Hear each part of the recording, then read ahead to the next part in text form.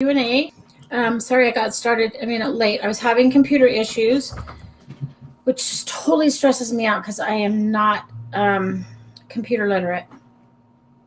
And then I had to run and shove some potato chips in my face because I haven't eaten hardly anything today. So anyway, I'm really excited to be here with you guys tonight. If you're new, I'm Tracy Matson. I'm a certified professional dog trainer and certified behavior consultant. I live in Utah, and I absolutely love doing this for favorite. You guys are probably sick of hearing me say this, but I'm like, oh, it's Wednesday. I get to do my live Q&A because this is like the highlight of my week, which might make you happy, or it might say, wow, that girl really needs to get a life if this is the highlight of her week. But I really enjoy doing this. I love this.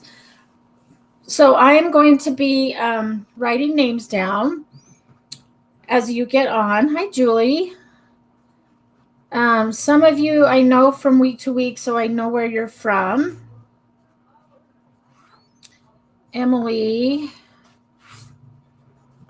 If you're new, hi, Nicole. And I think, Nicole, didn't you win last week, the drawing? And it's Oklahoma. Anita. I should just get a sheet and have all of you guys on here. I should just get a sheet and then I can just check off when you're here and then just add the new people, because some people are here like every week, which I love. Karen. Okay, so hi, Karen. Welcome from Massachusetts. Yes, and if you're new, put your name in and let me know where you're from. I'm going to put Mass because isn't the abbreviation MA? I always get like the MA, the MS, the MO mixed up, and I don't want to do the wrong one, so sometimes I spell it out. Okay, I got Nicole. I got Anita. Who won last week? I mean, I write the names down and then I tear them up and put them in a bowl. I should keep a list, but I mean, it's MA. Okay. That's what I almost put down. And then I thought, just to be safe. But yeah, I remember that Nicole won not too long ago. So anyway, how's everybody's week been going? It is hotter than crap here. And in Utah, we have a holiday called Pioneer Day, which is the 24th of July. Karen, you won last week? Why didn't I remember that? That's weird because I usually remember like week to week who wins. And yeah, I also have over 50 brains, so I don't claim to remember stuff very well. But yeah, that's awesome that you won. So Karen, what kind of treats did you end up asking for? Just curious. I was working with a dog yesterday, and they were saying, our dog is just not food motivated. We can't get her to want to work for treats. And I had the Pupford salmon, and this dog loved them. Like, we were doing flight cues, leave it. We were doing all this stuff, recall, and this dog would do anything for the rabbit treats. So I ended up leaving them the rest of my bag of rabbit, and hopefully they'll order more.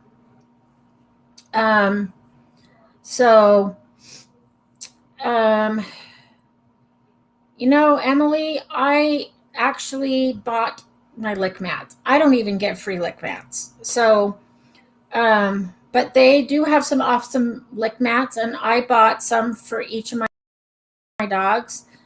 They're really good, nice quality. I have 3 in my freezer right now. Just waiting for when I need to do some enrichment or when I need to work and keep the dogs occupied. So, yeah, unfortunately, I'm going to be seeing them soon. I'll ask I'll ask if they would let you win like other things, like a lick mat or a snuffle mat or treats, like stuff that's within the same price range. I can ask. I will totally ask. Let's see. Julie says I live a block or two over from a place that does board and train. So during the day and some parts of the night, we hear constant barking. So now Ellie is now starting to bark along with them. Oh, okay. I will answer that. But anyway, we have Pioneer Day, and which means fireworks. So we're going to be having fireworks again.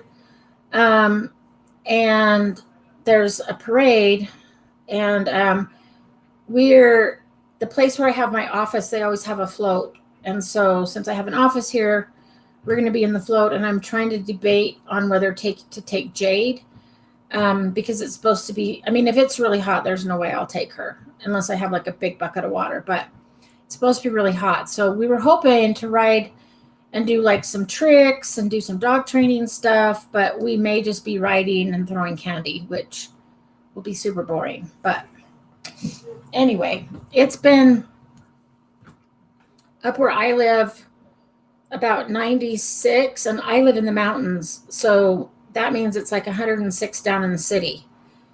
And it's brutal. It is like, it's so brutal. Monday, three of us trainers, two of the trainers from the city came up to where I live, and we went to the lake and took our dogs and let them swim, chase balls. It was so nice. It was really, it's kind of muddy because the water is really, really low.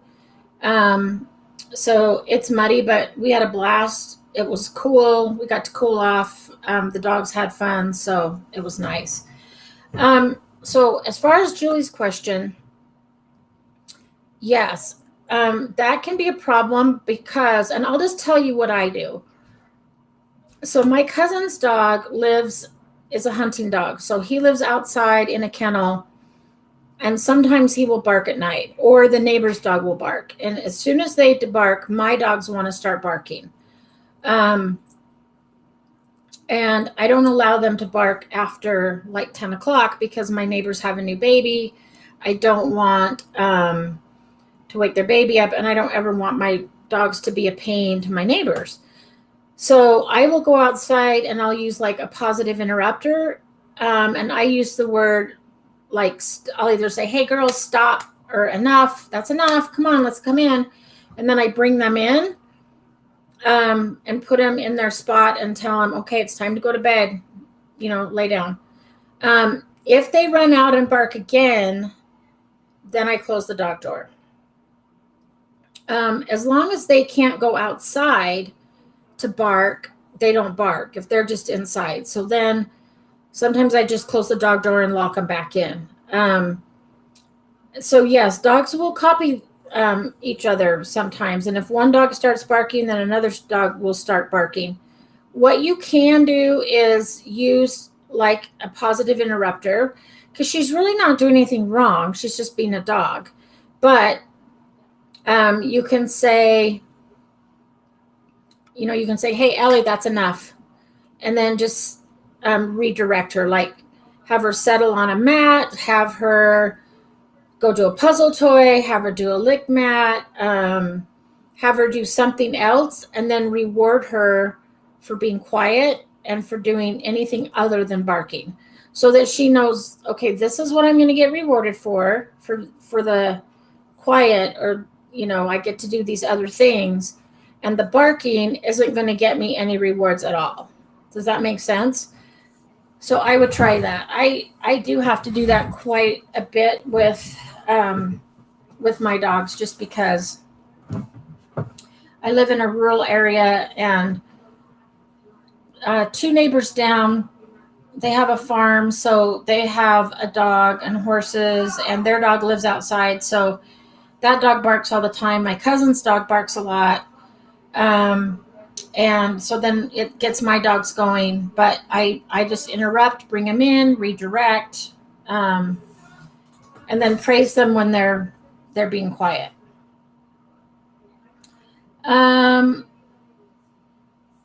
Oh, you tried the dehydrated rabbit. Good.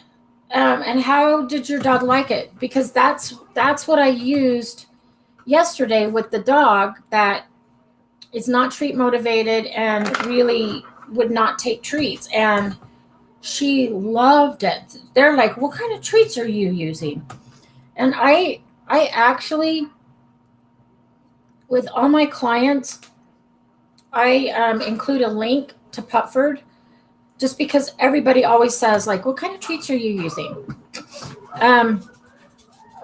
Because the dogs love them. Hang on, I got to close the door because they're kind of having a party here.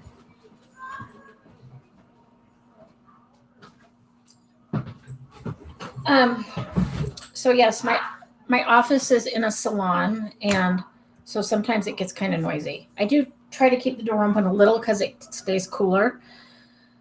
But if they're noisy out there, I just kind of have to close the door. So anyway, most people always say, like, "What kind of treats are you using?" My dog loves those. So I do include a link, and then a lot of times I'll fill up my treat bag and then I'll leave them the rest of the bag, like, it has like a fourth. So they can have some and have the name of the bag and see what it looks like and then order some. Oh, yeah. So Julie's back in New York, so they've got humidity, which I don't think I could handle. I can't even handle hot, but humid hot is even worse. Oh, so you bought the sample pack. Oh, that's awesome. I've never tried that. Have tried like all of the treats, but I haven't like gotten the actual sample pack. So that's good that your dog likes all of them. My dogs love all of them too. They'll do anything. Yes, Emily, my dog loves yak chews too. Since they are more expensive, I don't see them giving them away, but then again, I don't know. Like I said, I can ask, but I don't know what their answer will be. But maybe they could do a giveaway, like have another kind of contest and do a giveaway. But yeah, in fact, Jade is out chewing on a yak chew as we speak right now, out on the rug. Hi, Julie. So Julie, I always just put Julie Osgood because I don't know how to say your last name. So I hope that's okay. And Tiffany, hi Tiffany. I see Tiffany on Facebook a lot answering questions, and she has really good answers for people. So, yeah, I like that too. That I don't have to break them up. I use salmon a lot because I do a lot of behavior stuff and a lot of aggression stuff, and I want really high value. So that's why I use rabbit and salmon. And some of the salmon ones are a little bit long. So if I want to do like a jackpot for a dog, I'll give them the bigger ones, but sometimes I break them in half, especially for puppies. If they're small puppies, I'll break them in half. Plus it makes my treats go further. So yeah, I do that too. Oh, and I bet hot and humid is definition of Florida. I bet. So my brother lives in Virginia, and I went there in May one time to see my new nephew that had just been born, and it's hard to imagine that he's like 20 now, and this was like 20 years ago. It seems like yesterday.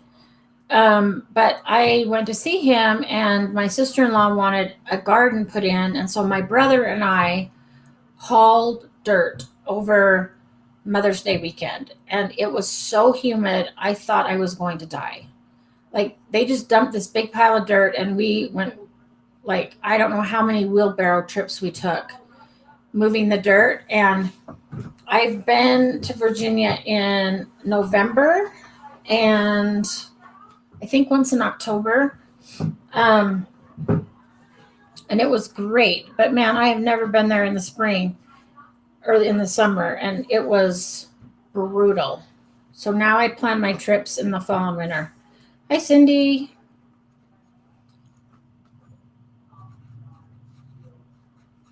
Okay, so now that we've talked about weather and everything else, do you guys have any training questions or behavior questions? Sometimes they intermix. I'm just scrolling through here quickly to make sure I didn't forget anybody. Julie, Emily, Karen, Nicole, Anita. I always, when I email the Pupford guys and gals to tell them like who won, I always joke with them. I'm like, we know who the responsible pet owners are because our forum is all women. Like on the Wednesday night, it's usually always women that join, and they think that's pretty funny. Or I'll say, "Oh my gosh, we actually got a guy tonight. We had a guy that joined us tonight." So it's kind of funny. So Cindy took Joey to the groomer the other day. He came out limping. I asked what happened. They said they have cameras. Apparently, he's super hyper.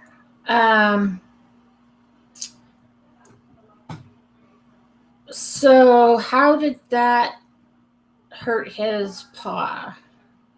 And sometimes, if they sometimes, so I do board and train with a groomer. So the groomer boards the dog. I go and train him. And so when I go in and talk to her, I see her, with her clippers. And I mean, I guess they can nick underneath because they will clip the hair underneath the feet. So I'm not sure how being super hyper could cause him to limp, unless he jumped off of something, or I'm not sure. But it's good that they have cameras. The place where I work, or that I train, they have cameras as well. So the one thing that I would worry about is now if Joey decides that she doesn't like, or he decides he doesn't like the groomer because he had a bad experience there or got hurt.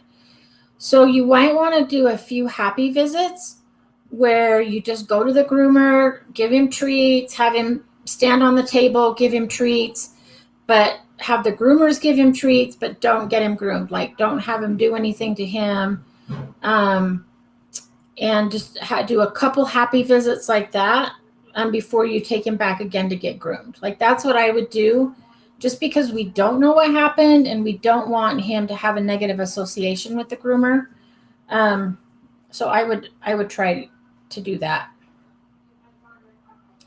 Okay, Anita says, dog needs to relearn how to allow visitors to come inside to greet. So there's two ways that I do that, and it depends on the dog. So with my dogs, I ask them, full disclosure, my current 3 dogs are not my former dogs were more trained than these. Maddie was trained, but she's 11 and she has a bad back, so it hurts her to sit. I try to do it with Jade, who is like a hyper little jumping bean. And then there's Daphne, who is just Daphne. So anyway, usually if somebody knocks on the door, I will put my dogs in a sit and a wait, and then I go to open the door. They are not allowed to greet. And I do this with Jade now, just because she's a jumper and she likes to jump on people. So they're not allowed to greet until the pin, and I say, okay, now you can go say hi. And if they move before I release them, I ask the person to step out and close the door. And when I'm training this, I actually will have a note on my door that says, dogs in training, thank you for your patience. Don't be offended if I close the door. So if the dog breaks to go say hi, then I say, oh, step away. I'm going to close the door. And then I get them back in their sit. And as long as they wait, the door opens. And then I invite the person in. And when I'm teaching this, I will actually open the door and talk to an imaginary person. I'll say, like, hi, come on in. And if the dogs break, I close the door. And then if there's really not a person there and I say, hi, come on in. And then I'll say, okay, go say hi. And then I'll toss a treat and let the dogs like actually get a treat. And then I start to practice with neighbors. Or if I know somebody's going to come over, I'll say, hey, will you help me with some training? This is what we're going to do. I might close the door on you a few times. So I get people to help me with that. So the other thing that I do, sorry, it's my Excedrin time. For you guys that are here every week, you just all know that I take Excedrin every night, like every time. I have to take 2 in the morning and then 2 at night. The other thing that I do, well, there's actually 3 things you can do. Another thing you can do is teach your dog to like go to their mat or go to their place and settle while you're answering the door. And then you can open the door, let them come in, and then you can release your dog and say, oh, do you want to come say hi? And then they're allowed to get off their mat and come and say hi. If it's a dog that is like reactive or doesn't like people, then I would just do a go to your mat, and that's their safe place, and that's where they stay. And you would definitely have to work on that, but they go to their mat, they stay, and that's where they stay when people come in. The third way I actually learned from a trainer friend of mine, and what she did is she had a feral dog, and so she taught a flight cue, like I use the word retreat. And so when somebody would knock on the door, she would say like chicken hearts. That was her flight cue, chicken hearts. And she would run her dogs into a back room, give them actual chicken hearts, and close the door. So they were enjoying their chicken hearts while she went to answer the door. If it's like a delivery guy and you just need to sign for something, or the FedEx guy, or if it's somebody that your dog doesn't need to meet, they stay in the back and enjoy their chicken hearts. I actually got gizzards for this very reason, to practice this. So I get gizzards and cut them up and then freeze them. So I always have them ready in like little baggies. And then if it is somebody that she wants the dogs to meet, then she has people come in, sit down, and then she brings the dogs out and lets them greet people appropriately, which is like, sit for greetings. You can give your company treats and say, just toss treats to the dog, or hold your hand out with a treat and see if the dog wants to come up and take a treat from you. Things like that. So you could do one of those 3 things, either a sit and wait by the door, but make sure that you back your dog up enough so that when you go to door, if your door swings in, we want the dogs back far enough so that the door doesn't hit them, because that's going to make them get up and move. I mean, I would move too if a door was going to hit me. So I make sure they're back far enough. And then eventually, if you do this every single time and you're really consistent, then your dogs will learn that when they hear a knock at the door, it's like, oh, we go to our spot and we wait here, and then we get to say hi to the person. If you do that, and let's say that you put them in their spot, and then you open the door and it's somebody that they don't really need to meet, like the FedEx guy, then I would do more of a stay, because to me, wait is like, wait a second and then you get to see them, or then you get to say hi. If the FedEx guy wants to meet him and is good with that, then I would do wait. And then, usually those guys have treats and bones with them now. But if he's like, nope, I don't want to meet dogs, then I would do stay, and then sign, get your package, and then reward your dog for staying. So then the reward comes from you instead of the person. So it kind of depends. Again, it depends on the dog. It depends on, what kind of behavior issues the dog has, and it depends on who's at the door. So I might use 3 or 4 different methods. Right now I have 3 dogs that are really good with people, so I just try to do, well, especially with Jade, I have her sit and wait while I answer the door, and then I release her to go say hi. The other 2 are pretty calm. I mean, Daphne's chill, Maddie's super chill, like she can't even jump anymore. So at my house, it's more that they're so excited to see somebody that they like flock to the door, so I have to back them up. But that's a great question. She's great at waiting to go out, but gets way too excited to greet when visitors come. So, yep, I would do exactly what I just said. And because it's like waiting to go out is a little bit different. Like I wait and then we get to go for a walk. But waiting because somebody's coming in is like super fun and they get to say hi. But the other thing is you have to be consistent. And so you have to, that's why I put the note on the door, because if, like, let's say you're trying to do it and you're like, oh, I just don't have time, I'm just going to open the door. And then if your dog gets to go up and say hi to or gets to like rush the person, then they get reinforced for that. And then it's going to take longer to fix that behavior. So you kind of have to be ready to say every single time somebody comes to the door, I'm going to do this. Even if I have to close the door 3 times.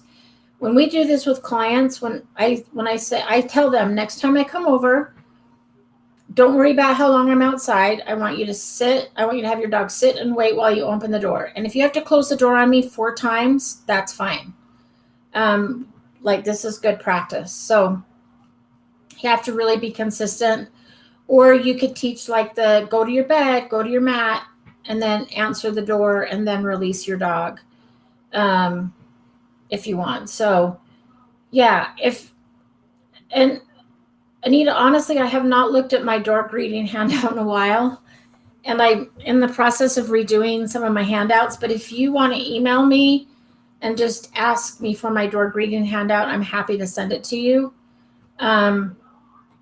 And I think I also have a handout on teaching go to your place. So you could do like go to your place when the door, and then have the cue be like when you hear a knock at the door or the doorbell, that's your cue to go to your place and stay there until I release you to go say hi. So yeah, feel free to email me. You probably already have my email, but I'm just going to put it here. And just say, send me your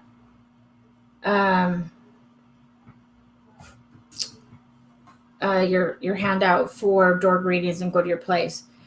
So Julie, the way I teach it is I kind of shape it. So like I'll put a bed out and I'll either lure the dog onto the bed, and then I use a clicker. So as soon as the dog steps on the bed, I click, and I always treat on the bed. So I toss the treat on the bed.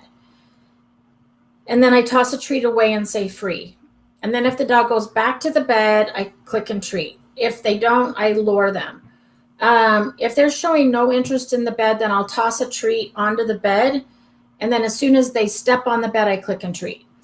And then I work up to where they go to the bed, and then I'll give them a second and see if they choose to sit or lay down. And if they do, I click and treat.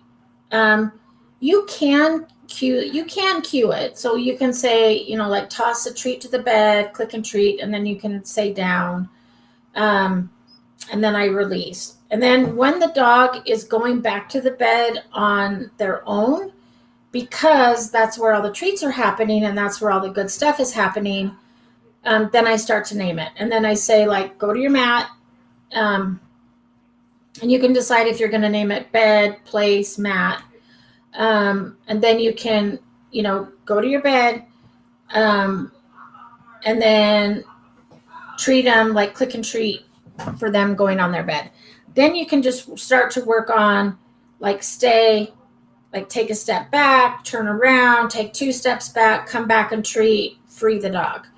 And then have them go back, and then just keep working on distance and duration. And then usually when I'm with clients, I will even, once I have a dog settled on the bed, I will very sneakily knock on the wall. Like I'll put my hand behind my back and knock on the wall or do something. And then I reward the dog if they stay calmly on the bed.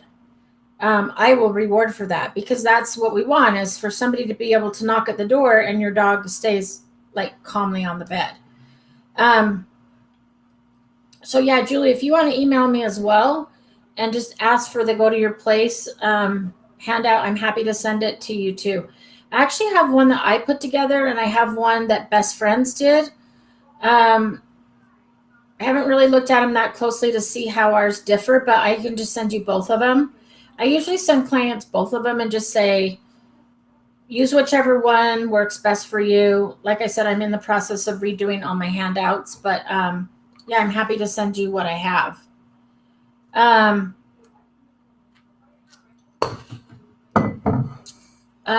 Cindy, so when they were grooming him, they were trimming and buffing nails. He was squirming, and they had to hold his leg still. Yeah, I mean, it could have just not really sprained it, but just, hurt a little bit. But yeah, if he's really wiggly, sometimes it's really hard. I would look into low stress handling and cooperative care. So I know we used to like really restrain dogs, and when we do nails trims, like we would hold on and not let go, and now we're kind of going away from that. So what we do is kind of condition them. So like I will hold a paw, treat, hold a paw, treat, hold a paw, touch their paw with, so let's say these are the clippers. I'll hold their paw, touch their nail with a clipper, treat. If they pull their hand back or their paw back, then I stop. I don't ever force them, and I don't hold them down, so I don't restrain. There's a thing called the bucket game, which is so cool. One of my friends just did this with a dog. And basically, when the dog is looking at you, have like a bucket full of treats. And when the dog is looking at the bucket, that means go. And then you can start like, I would touch their ears, touch their paw, and then give them a treat from the bucket. If you touch their paw and they look away, then that means stop. That means like, oh, what are you doing? I don't like that. And then you stop. So then the dog learns that, oh, if I want to say stop, they'll stop. I don't have to do anything. So it's kind of like when you go to the dentist and he says, if you feel any pain, raise your hand and I'll stop. Rather than, okay, I'm just going to strap you in here and you have to endure this until we're over and you don't have a choice. I probably would never go to the dentist. But because we have a choice, we're like, okay, yeah, if it hurts, I can raise my hand and we'll stop. So we do the same thing with dogs now. I do this with dogs that hate nail trims, dogs that you can't do eardrops, things like that. So if you look on YouTube and you Google Chirag Patel, I'll put his name in because I know it's.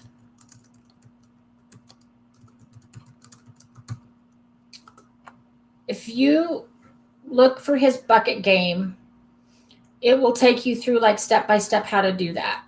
Now, it took my friend 7 months. I'm in the process of doing this right now with a German Shepherd that doesn't like nail trims, but it took 7 months for them to be able to like give an injection to this dog that hated to be handled. So, but I watched, she sent me a video and the dog like laid perfectly on the mat, didn't flinch, did nothing. It was like so nice. And they used the bucket game. So as long as the dog was staring at the bucket, they practiced like, touching his back, tenting the skin up, touching with a toothpick, and then using a real syringe, and then And then if the dog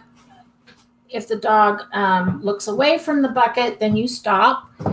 And as long as the dog's staring at the bucket, then you can go and you treat. So it's actually really cool. So I would try that and maybe do some work at home with grooming, handling paws, touching, even there's really not a whole lot of risk to quicking your dog if by using a Dremel. So you could even Dremel the tips and get your dog used to the Dremel, because that's probably what they were doing to Buff. So you can get your dog used to a lot of that yourself, so that then when it's time for the vet, then it's not so traumatic and maybe he's not so wiggly. Oh, hi, Brian. Okay, let me write. Oh, we have a guy. Brian, we were just talking about how it's always, our forum is always women. And I'm always so excited when a guy joins. And I think last week your wife joined as well, right? Illinois. And you guys emailed me for some handouts, and I let me know if you have any questions. And if I sent you everything that I was supposed to send you. Okay, so no Nick, just more of a struggle. Yeah, I would really look into the low stress handling. So I had a dog who was severely abused before I got him, and he hated being handled. He hated being groomed, but our groomer just took her time, sat on the floor with him, went super slow, never forced him, never restrained him. And she was the only person on the planet that could do a nail trim on him. And it's just because she didn't force him. She went really slow. And so he learned to trust her. And it worked out really well. Yeah, you kind of have to do the sign, especially because you're going to open the door and then close it. And you don't want people to think, oh my gosh, they just slammed the door in my face. But it just says, like, we have a dog in training. Thanks for your patience. And most people are going to be grateful because they don't, especially like I have a neighbor who's terrified of over to my house and my dogs jumped on her. She would die. So a lot of people will appreciate it if they, don't want dogs jumping all over them. So they're happy to help. And I just come right out and say, don't be offended if I close the door. And then you can even add, don't give the dogs attention unless they're sitting. Please ignore them if they jump or turn your back. So it is kind of a long sign, but it helps get the training done. Okay, Elizabeth, I know you've been on here before, but I can't remember where you're from. So if you could tell me where you're from, that would be awesome. And then I will. Okay, my dog and I now live with a family. A few weeks ago, we went out hiking, and when we came back, there were a group of people that my dog had never met before inside the house visiting the family. My dog, he was barking and did not want to go inside. So we waited in the backyard until the guests left. I was giving him treats whenever he looked at the door and approached the door with no barking. Once he built enough trust to come in, he ran upstairs to our room. Since then, he has been scared of going down to the living room. What can we do next time if there are guests already at the house by the time we arrived? So what I would do is, if I think you did the right thing. You did the right thing by going like in the back and waiting. And then let's see. So if he ran upstairs, so what you want to do is have good things happen in the living room for a while. So like a stuffed Kong in the living room, a licky mat in the living room, a lick mat or snuffle mat in the living room, so that he starts to associate like really good things happening in the living room. You could even like toss treats in the living room and see if he'll go get them. But they're going to have to be really high value, like hot dogs, cheese, chicken, something like that. And then what I would do is, if you can ask the family, like, can you just give me a heads up, like next time if you know people are going to come over, I would have your dog already upstairs when the people come in. And then once they get seated, I would give each of them like 10 treats. Then bring your dog down and have them just toss treats to your dog. I would say don't look. Like, don't look at him. Don't give him direct eye contact. Just toss treats. If he is barking, have them toss treats behind him so he learns how to go away, get the treat, and then he'll come back and bark. But then if they toss away, he goes back to get the treat and comes forward, goes back and comes forward.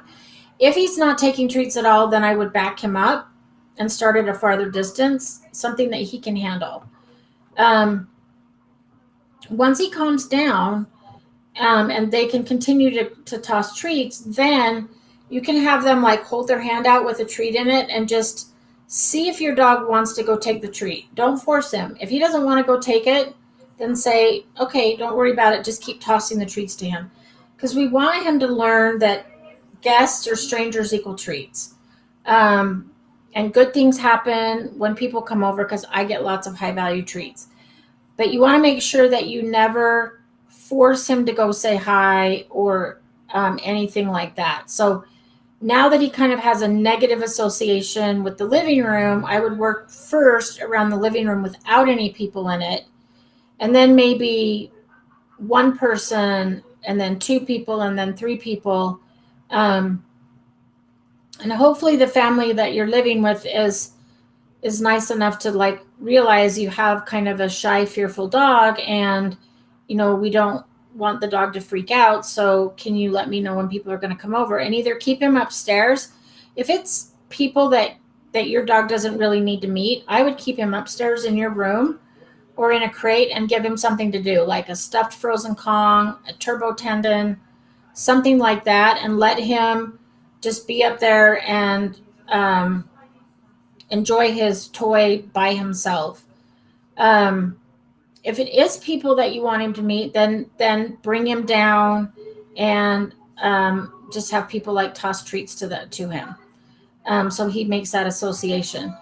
If you come home and there's a ton of people there and your dog's already barking, then you could use something like a flight cue, where and if you want to email me, I will send you a copy of the flight cue. And it's basically like, that's what we use when dogs go over threshold. So I use the word retreat. Some people use like party time. And that just means we're going to run up to my room and we're going to have the best party and treats ever. So the whole time, you're going to say, okay, party time. Let's go to my room. Oh my gosh, we're going to have the best party ever. And make it super fun, super rewarding, and have some really high value treats in your room. But it has to be a treat that your dog never gets any other time, so that they associate your flight cue with, like, it has to be like Thanksgiving or Christmas. So it's like, oh my gosh, I really want to bark at these people, but it's Christmas upstairs, so I'm going upstairs. And that's what I use the frozen gizzards for. I don't really need it with my dogs, but I think it's something good to teach every dog, just in case I need it. So I practice it a lot, and I also want to videotape what it looks like. So I've been practicing with my dogs. Like, let's say I'm out hiking and my dog sees a moose and decides, instead of running away, it decides I want to chase the moose. Then I would use a flight cue. I would say, retreat. And that's going to mean turn and go the other way and run the other way. And I'm going to give you gizzards. So that's what I would do. So if you walk in and there's people and your dog already starts to bark, then I would use your flight cue, which means we're going to flee.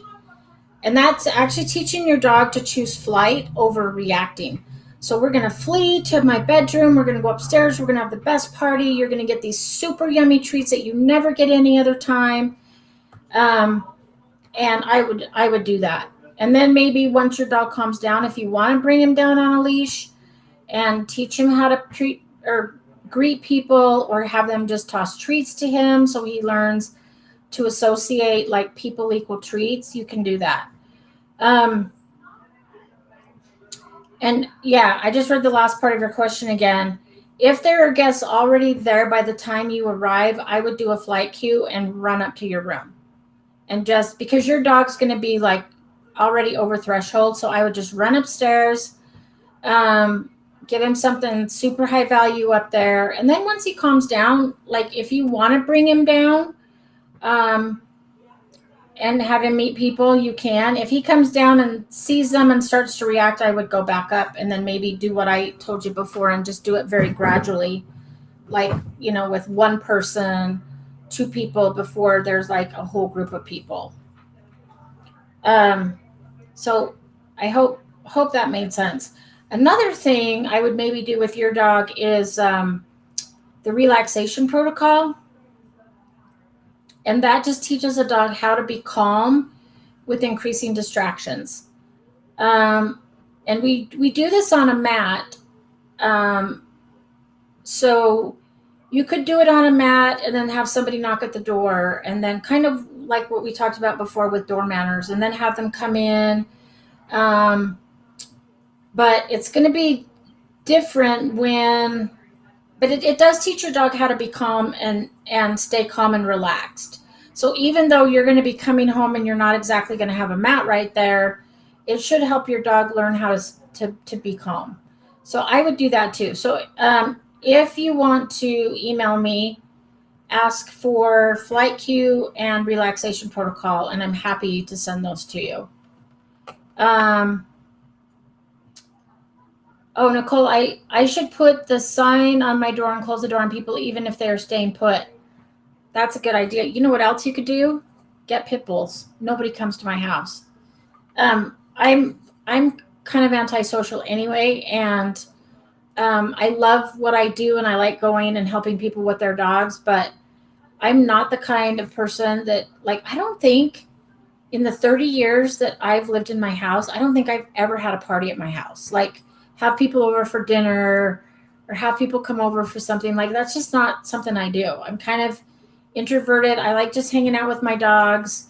And so and most of my neighbors don't like my breed of choice. And so they just don't come over. I do have some neighbors that love my dogs and stuff, so they'll come over, but it's usually just to drop something off. And plus I work so much that I'm not home very, very much. But that's a good idea, and close the door on them.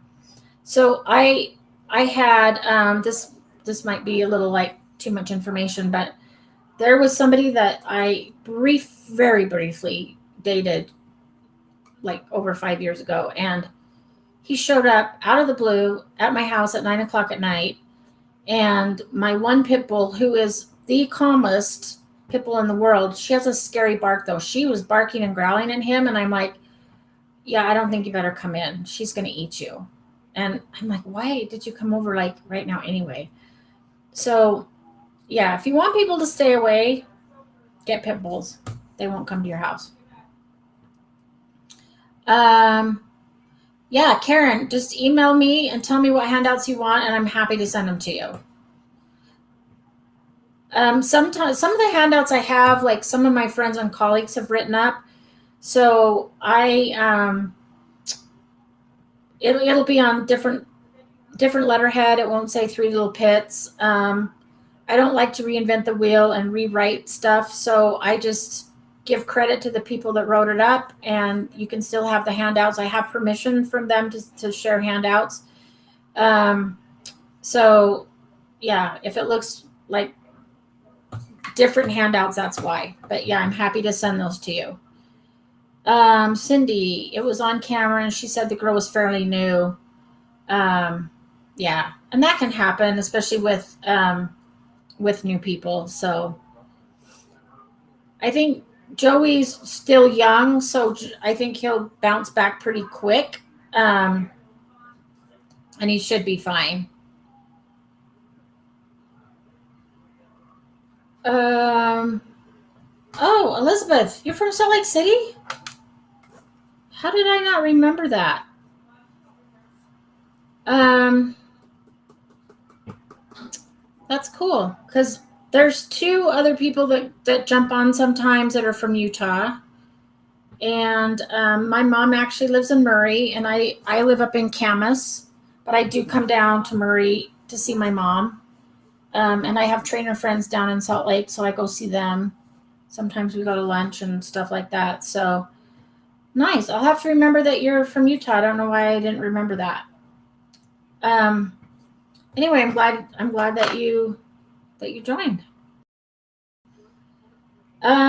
Jules like frozen peanut butter or pumpkin Kong. You know what else we used to do? When I was at the rescue, we would mix peanut butter and pumpkin together and stuff it in the Kong or those little teeny Dixie cups, and then we would stick a milk bone in it and make like a popsicle.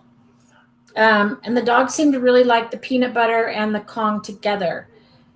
Also, um, oh, Wilma, part pit bull.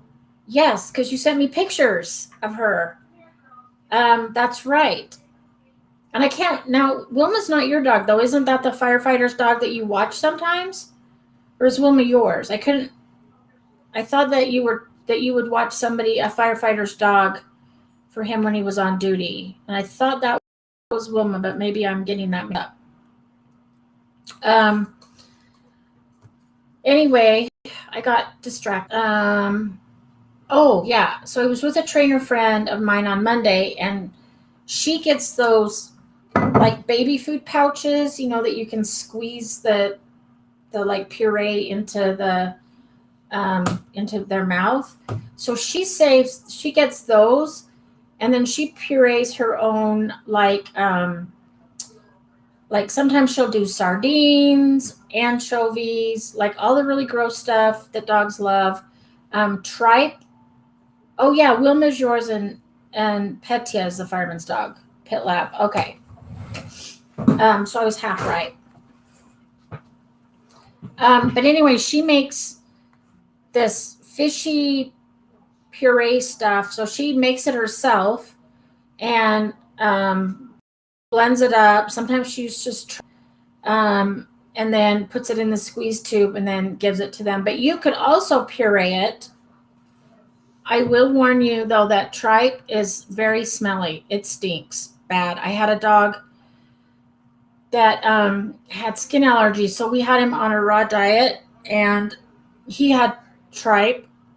So I had these great big bags of tripe in my freezer. Not only does it look disgusting, but when I would have to thaw it to give it to him, it is the worst smelling stuff ever. So what I used to have to do is I would get a face mask. This was way before COVID. So I would like get a bandana or a face mask, and I'd spray perfume or air freshener inside and then put it on because I couldn't stand it. I'm really sensitive to smells though. Right? I mean, lately I don't really smell great anymore because of allergies, but there is some stuff I can still smell. But the dogs loved it.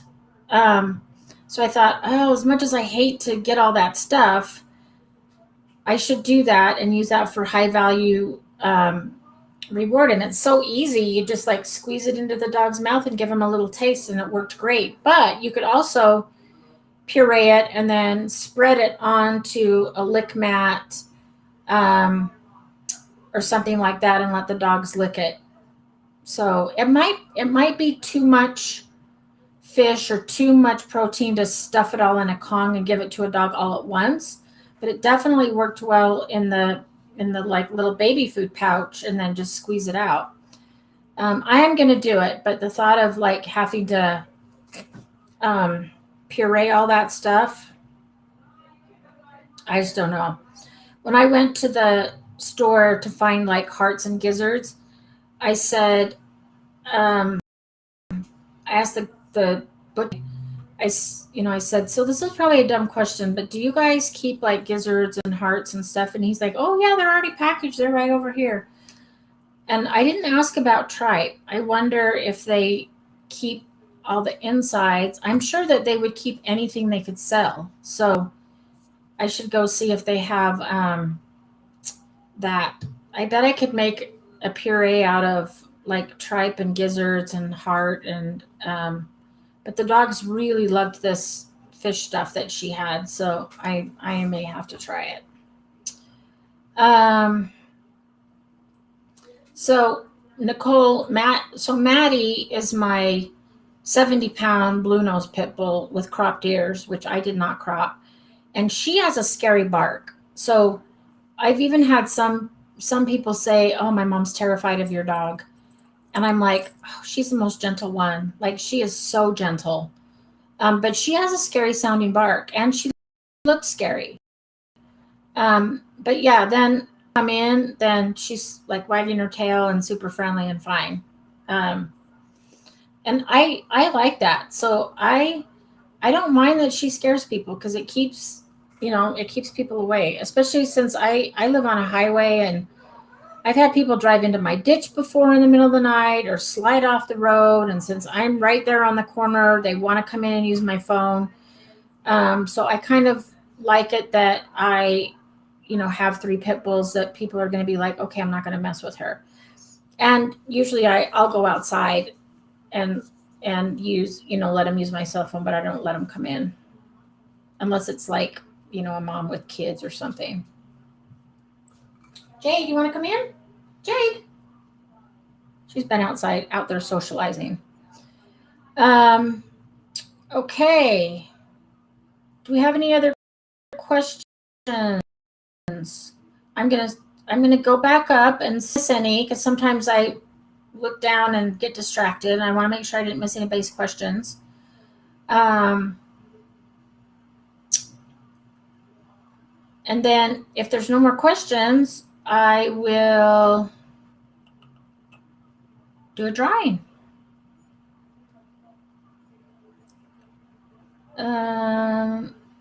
Let's see.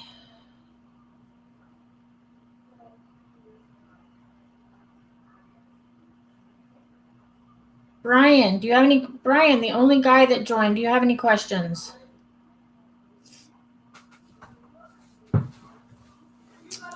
Let's see.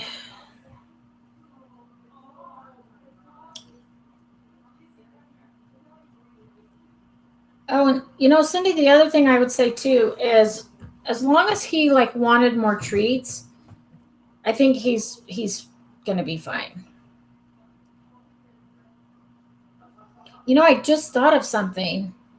If you have a sign at the door that says dogs in training, thanks for your patient, blah, blah, blah, blah, blah. If people think, oh my gosh, there's dogs in there, they might jump on me. Okay, maybe I don't want to come to this house, especially if it's somebody trying to sell something. That might be, I might actually make another sign now, just because I do occasionally get people wanting to do like weed control and like whatever, which I already have people that do that. So I don't really need, and I hate people trying to sell me stuff.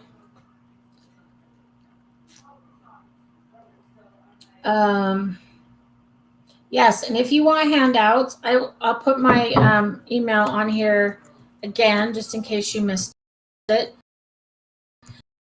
It's just Tracy with an I at pupford.com. I think tonight we've talked about relaxation protocol, go to your mat, greeting people at the door, flight cue. Another thing that you could do, Elizabeth, is maybe then from the top of the stairs, do the engage disengage game. So from a distance, have your dog there and look. I mean, I don't know how the house is set up, but if it's set up so that your dog can see all the guests in the living room from a distance, start at a distance and then as soon as your dog looks at them, click treat. And I do use a clicker for this because I want the dog to hear the clicker and learn to disengage because they're like, oh, I heard the clicker. Where's my treat? And do it like 5 or 10 times from that distance. And then ask your dog, say, okay, you ready to go closer? And take one step closer. And then do it from that distance. Now it's like one step, not 3.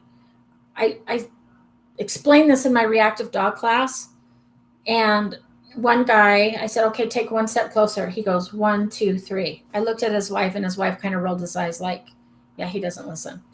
So it's one step, and then do it from there and do it. So you're actually teaching your dog to just notice the guests in the room, and stay calm and get rewarded for it. And then if your dog like looks at the guests and then disengages and looks at you, you reward that.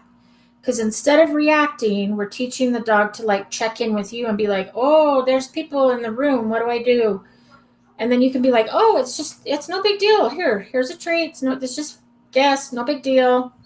And so you can do that too. So if you want a copy of the Engage Disengage, I know it gets posted a lot in the Pupford Facebook, but I'm happy to send it to you. You can request that one as well. Okay. I don't see any other questions, so I'm going to go ahead and put all of these names in a bowl and do a drawing. And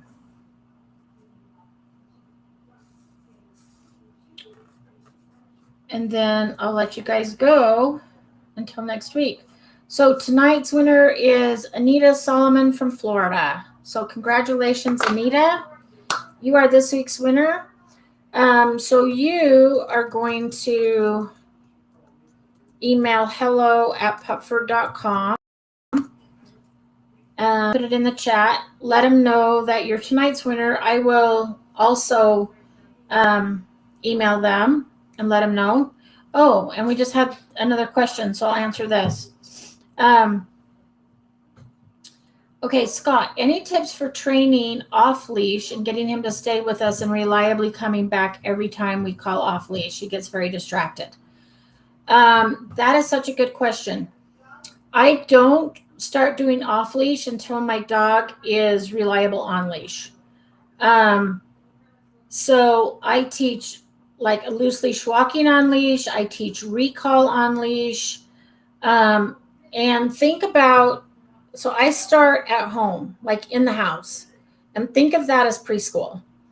Then I go out in the backyard and work on recall. And I usually use a long line. So just in case the dog doesn't come back, I can pick up the leash and like reel him in and be like, oh, let's go, much fun. And coming back to you has to be more exciting than anything in your dog's environment. So you want to make sure that you're making it really fun. And when I'm teaching it, I'll usually have the dog come, I'll give him a treat, and then I'll say, okay, go play. So to the dog, it's like, oh, thank you. Hi, Jade.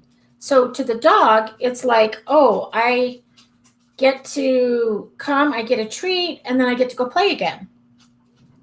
Because we don't ever want come to be bad. It always has to be good and fun and reinforcing. So I will start inside, and then I'll do it out in the backyard, then out in the front yard. And then I might do a 6-foot leash, 15-foot leash, 30-foot leash so that they get more freedom. But every time you say, like, come, and your dog doesn't do it, and they're probably off sniffing stuff, then they get rewarded for not coming to you because something else is more exciting. So I always teach it on leash first, and I go through that process of, I start with preschool inside the house. Then I do backyard, which is like elementary, front yard, which is middle school, and then maybe on a trail, which is high school, or maybe Home Depot would be high school, and on a trail would be college. So if your dog can't do a really good recall in your backyard, they're never going to do it on a trail. But if your dog's in preschool, you can't expect them to operate on a college level. And then I do go through the like 6-foot leash, 15, 30, and we kind of go through that process. And then I might have him drag a leash so that I can pick it up if I need to. And then I practice in an area like an enclosed tennis court or a dog park when there's no dogs, but it's fenced in. And I do that. And sometimes I make a game out of it, like, in the house, I'll play hide and seek and say, like, I'll sneak off when the dogs are doing something, and I'll say, come find me, so that coming is a fun game. And then if I'm on a trail, I might duck behind a bush and say, like, come find me. And then they're like, oh, we're playing the hide and seek game. So you have to make a game out of it, and it has to be really, really fun, and it has to be rewarding every time. And you want to make sure that you don't call your dog if you're going to do something negative. So if you're going to, like, call them and then put them in a crate, or give them a bath, or trim their nails, we don't want them to associate, like, oh, I'm not coming to you anymore because last time I got my nails trimmed and I hated it. So, and yes, the other thing too is outside with distractions, I use higher value treats. So with my dog, even though I've had her like 2 years now, when we go hiking, there's lots of distractions: squirrels, chipmunks, deer, moose, like tons. So I take bacon, and I so and sometimes I will practice with them on a long line. And then when they come, they get a piece of bacon, which to them is best of the best. And then, so I'll just practice like a recall. They'll come get bacon. Then I'll say, okay, go sniff, go play. And if they do like 5 really good recalls, then I will take the leash off and let them go off leash. And then you can teach like a with me cue, which is kind of like when you're doing loose leash walking, and you should never rely on the leash to keep your dog there. It's just kind of like an extension of your arm. But have the leash really loose and reward your dog when your dog is with you, and so that they know that good things happen like around you. And then you can start to do like a little bit of off leash. And then when your dog is staying by your side, make sure you reward. And I know some people, when they go hiking, they don't want to take treats, but for a while I do, because I want to make sure if my dogs are staying with me, if they come back, if they leave that dead carcass that I asked them to leave, I want to make sure I can reward them, because it has to be rewarding. Otherwise, the dog will think, well, why should I come to you? Like, there's a dead animal over here I can go roll in. And so then they won't want to come back every single time. So yeah, I kind of go through that process. And Scott, if you want to email me as well, I'm happy to send you my recall handout. It pretty much just goes through everything that I just said. But if you would like a copy, just email Tracy with an I at pupford.com, and I will send you the recall handout. But yeah, I do kind of go through a process, and the harder the area is, I use higher value treats. The other thing too is I might get to the point where out in the backyard, I can do that off leash because I know the dogs will come in the backyard. But then if we go up into the mountains and we're on a hike, then I go back to 6-foot leash, 15-foot leash, 30-foot leash, because now we're in a new area, new distractions. It's going to be so much harder. So I go through the same thing. So anytime I'm in a new area, and especially one that's harder, more distractions, I almost start over. The dogs do pick it up quicker, and they learn, oh, we're going to come get a treat for mom, and then we get to go play again. So I do that as well. So just because your dog does it at home or in the backyard does not mean that they'll do it like out on a trail, because there's so many more distractions. So I kind of go through the same process and use those high value treats. So yeah, hopefully that helps. I'm actually still working on a recall with Jade. Like I said, I've had her 2 years, and because I work with dogs all day, I'm not super great at working with my own, because by the time I get home, I just am tired of. It's hard for me to find time to work with my own dogs, and so I haven't diligently worked with her like I should. But now she is getting to the point where to me off leash when I call her. She used to be just like, oh, I'm gonna go sniff. I am busy right now. I'm in Disneyland. There's all these smells. There's all this stuff, and she's finally starting to come now when I call her.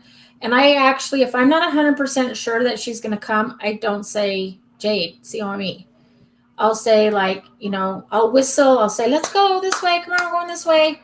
And then walk away. And then when she starts running towards me, then I'll say, oh, good girl, good come, yay, good girl. Then I say, good come, really praise her, make it super fun, super rewarding for her. And that's kind of what I'm doing with her now. She probably would have learned a really good recall a long time ago if I had been working on it every single day, but I just don't have time. So it's kind of like the shoemaker's kids that don't have shoes. The trainer's dogs don't get trained. Okay. You guys had some really good questions tonight. Thank you for joining. It looks like we do have one more new message. Let's see. Oh, okay. Yeah, Scott, please email me. They are a full-time responsibility. And right now I have 6 at my house. So I work with Jade the most because she's a service dog in training, but I have 3 dogs of my own, a foster, my cousin's dog, and then I have a board and train. And I have to work with them because they're paying me. So, yeah, it's full time. And so sometimes it's hard to find time to work with them. I try to incorporate a lot of stuff just into my everyday routine, like sit and wait at the door before we go for a walk, wait for your food, sit nicely for greetings. I try to incorporate a lot instead of just thinking oh, got to do an hour of training. Really, you don't. You just break it up into little things. And so when we go hiking, I'm like, okay, we're going to do some recalls, and I'll just do some fun recalls and then let them go again. So it's like a game. They get to come, get a treat, and then go again. But at least then I know that I can call them. Okay. So congratulations, Anita. And we will be back next Wednesday for another live Q&A and another chance for you to win a free bag of training treats. And I will ask and see if there's other options that you can win. But hey, a free bag of training treats is good because I go through training treats like you wouldn't believe. So, yeah. Anyway, thank you very much and have a great week. And for those of you from Utah, like Elizabeth, happy 24th. Good luck with all the fireworks and everything. I don't know if you have as many down in the city as we have up here, but up here, the whole month of July is like rodeo city. I mean, we have rodeos for the 4th, rodeos for the 24th. So we have fireworks almost every night. So it's kind of crazy for the dogs. So I don't know how it is down in Salt Lake, but anyway, happy Pioneer Day. And so I'll see you guys next week. Email me if you have any questions or want handouts, and I'll see you guys next week.